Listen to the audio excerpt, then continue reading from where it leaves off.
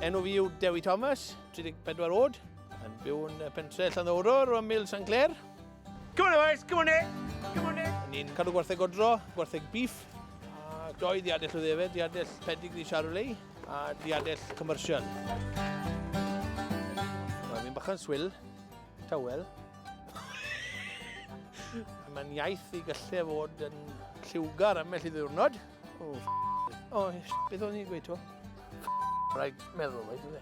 A mwyn I ddewedau'r 3 crwt bod fi yn colli'r natur ymell I ddwrnod pam dyw pethau ddim yn mynd yn hwylus.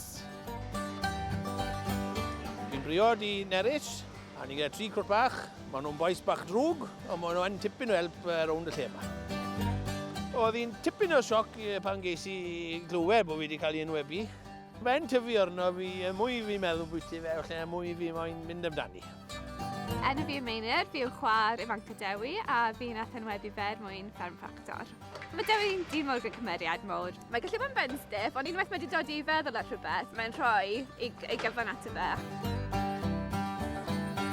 Fi'n licio meddwl bod fi ddim yn gystadluol I gweud y gwir. Ond y trwbl yw, unwaith fi'n dechrau rhywbeth wedyn, sa'n colli ni dda I gweud y gwir. Gwneud goel am hynny nawr. Chi gallu cael hwyl beth bynnag chi'n neud, a na'r ffordd mae Dewi licio neud e. Ond os mae'n cael joc neu chwarae bwyty, dyw e ddim yn cymeryd y cystadleuaeth fel joc, mae jyst cymeriad yw hynna.